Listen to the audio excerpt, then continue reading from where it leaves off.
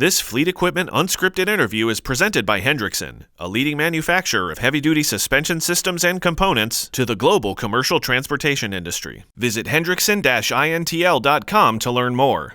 Hi everyone, I'm Jason Morgan, Content Director for Fleet Equipment, and welcome to Fleet Equipment Unscripted. Today we're talking with Rob Phillips, CEO of Phillips Industries and founder and CEO of Phillips Connect. Rob, it's great to see you. Always good to see you too, Jason. Thanks for having me today. Yeah, great to connect with you. And we are going to be diving into trailer telematics, a topic that I know you and I have talked a lot about, and it has been a huge topic here in the industry the past couple of years as solutions have been coming out. Phillips Connect has been leading a lot there with an open platform for suppliers to come in and connect with, to bring more intelligence to the trailer segment. So let's give me the current climate. What's the current climate of trailer telematics, and have adoptions rates met your expectations here in the past couple of years? Yeah, it's funny. There's a lot of things driving it, but the short answer is absolutely. Adoption rates are way up, far higher than we expected as we were laying our plans out a few years ago. We shipped, I don't know, 3 months ago, we shipped our 150,000th smart trailer system. Oh, wow. So to go from really 0 to 150,000, we're at 168,000, I think, right now. To do that in really a couple of years, it says a lot about what we're doing. We're doing it really differently than anybody else. So yeah, we've seen adoption going up a lot. We're seeing a lot of trailer fleets right now realizing that they need a lot more than just knowing where the trailers are at. And I've said that same mantra for years. It's a lot more than just knowing where's my trailer. But there's a lot of large fleets that have made the transition from general GPS-based telematics to smart trailer. Looking at everything from brakes, lights, tires, door open, close, cameras inside the trailers, temperature. We're doing all these different things on the trailer, and we're not just trying to add sensors on. We're doing things that are meaningful, things that our customers are asking us to do. And so the more successes we have, the more they're talking to people, the more successful we are as a company, the more we're putting into marketing to spread our message out there, because it's real. The value that fleets are getting from smart trailers, it's so much greater than you get from just knowing where your trailer's at. So that's a big driver of it. I think there's another reason for the success we've had is that the economy's been really hot for a long time. It's starting to see where we're seeing plenty of signs of things cooling off. We're getting a lot of customers. 2 years ago, we had to go out and we had to go knock on doors and get people interested, and we had to really work hard to prove the ROI. And now we're seeing a lot of people coming to us saying, we got to have it. And it's a different attitude than we saw from fleets a while ago. I think a big part of this, even the best fleets that we work with, they're surprised at how ineffective and inefficient they might be. And they're understanding that from getting all the data back and learning that, we thought we were better than this, or we didn't think that our drivers modified the regulator valve in the automatic tire inflation system. They do it all the time. They get an empty load on the highway, they release the pressure, and all of a sudden they've got problems where their tires are wearing out. And these are the same fleets that say, we don't do that. Our drivers don't touch that stuff. We're finding out that they do it, and they do it wholesale. A whole bunch of things like that. The fleets are learning that there's a lot of opportunity for improvement. Safety, effectiveness, overall efficiency. And so I think that's a big driver. But to be honest, we're seeing this avalanche of business come, and it's a great thing for us. But it is faster than we expected. Right. Well, I mean, you mentioned the huge demand and how busy fleets have been. Trailers have also been really, really hard to come by, right? So you really got to get way better at managing the trailers you have. You can't afford to run it inefficiently. You threw a couple, so location of it, we've talked before too. Location gets thrown out there as one of the bullet points for why you invest in one of the systems. And that's been a long-standing kind of tradition of trailer telematics. But to your point, bringing in intelligence and other operational ROI there, you threw out a couple there with brakes and wheel ends and other things. Can you point to one? Like, let's say I'm a fleet, I get location, I come to you, I want location. What else Is there one segment that's larger in that intelligence and analytics on the trailer side that say, hey, take a really hard look at like tires? What do you recommend?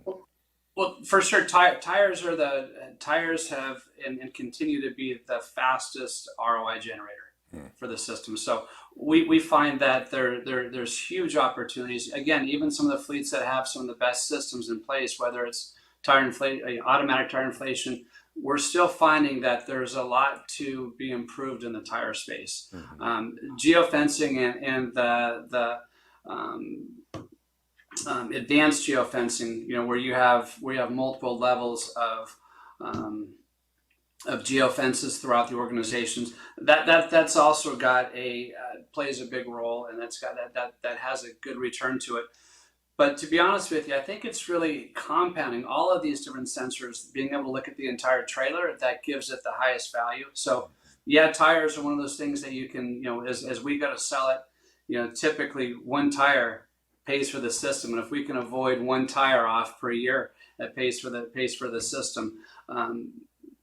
But it's a lot more than that. We're doing things like as the right tractor connects to a trailer, it releases the brakes on the trailer. If the wrong tractor pulls up to it, it doesn't. You're gonna either gonna, if you're trying to steal the trailer, you're gonna be dragging the wheels on the ground, which you can't do. So a lot of it is the brains behind it. It's the collaborative alerts that we have and the collaborative systems where if you go through a geofence, our cameras, we do cameras on the insides of trailers, our cargo vision cameras, and as soon as it goes through a geofence, as soon as it arrives at a certain yard, it takes an image and it sends the image to the dock operator, so that person knows if there's a problem. Are there pallets stacked against that door? We take images. So all of this stuff is, you can look at the entire system and gain some really good insights of how the fleet operates, and from the fleet's perspective, how do I get better? How do we do things differently to continue to save? Because even with GPS as we have it, and it's been out for a lot of years, more than a decade, we still find that fleets are operating in the 80 to 85, sometimes 90% range. But if a fleet's got 1,000 trailers and they're ordering 100 more right now, and they're operating at 80% capacity, they could cancel that order and use the technology that they have better and save a boatload of cash. So there's just a whole lot to what we're doing. It's not just one thing. It's really how everything works collaboratively together.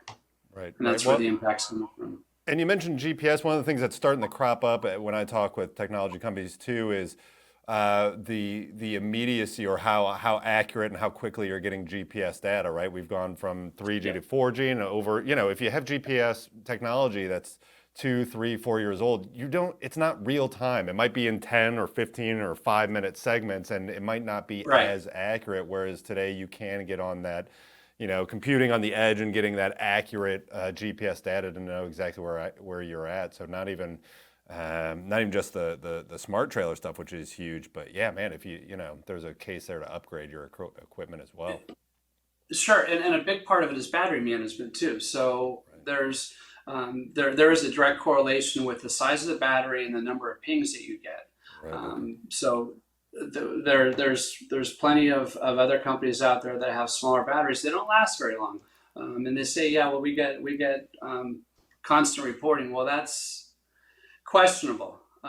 The way that we do it, so number one, the GPS that we have is very accurate. I think we're within one car length in most cases of accuracy. So that's, we do have really tight GPS, but it's really about the breadcrumbs. It's about being able to look at all these different data sets if you want to dive deep, if you choose to dive deep. But keep in mind, there's a lot of trailers that are parked in yards for months. And they've got to keep reporting, and they've got to not just reporting location, but also we do a thing called remote pre-check, where every night we've got a script that runs, and you're going to physically hear the tires being tested. I'm sorry, the braking ABS braking system being tested. Right. Where we measure the tire pressure and of all the tires. We physically turn on the lights remotely, and this is for every trailer that's got our systems on it. So that's something that we do also, and that takes a lot of battery power. So it's one thing to say that we give you daily updates, but we're doing it. We focus. We've got bigger batteries in our units that are designed to continue to operate. Anytime you get a change, we do have edge computing on most of our sensors. So now we're able to look at not just always reporting. We just report the changes, which makes it easier for the, as far as data packet sizes go and things like that. There's a lot of complexity to what we're doing, but it's designed to be simple. I want to go back to something really interesting you said, because I don't want to miss it, but the tractor trailer connection, which I kind of feel is like the next frontier in this connection, right? Because clearly, I mean, it makes sense. Physically, they connect. We need to connect the data there. So what is the state of that? How readily can you connect your trailer system to a tractor, and how does that integration work right now? What's that look like? So there's a lot of ways you can do it. So right now, we work with companies like Geotab and eRoad and other ELD providers, and we can provide them and we do it already quite a bit. We can send all of our core critical trailer data up to them. You got a low tire, you've got a light out, things that the driver needs to see. The rest of it, that all goes to maintenance. That's more for PM purposes. But when there's an alert that the driver needs to be aware of, we can send that up right now.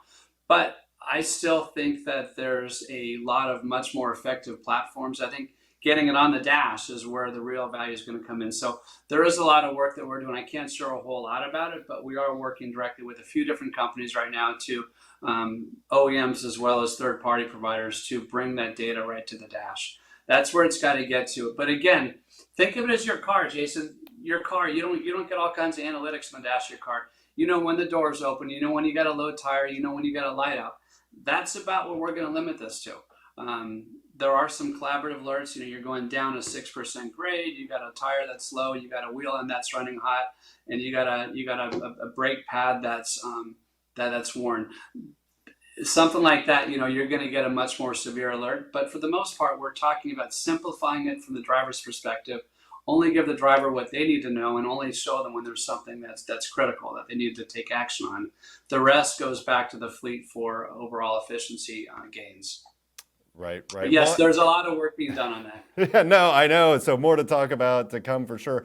But I do like the idea that the data is the bridge between the equipment, right? Because in the equipment world, trailers kind of get a silo, tractors kind of get a silo, even though they work together on the end use case.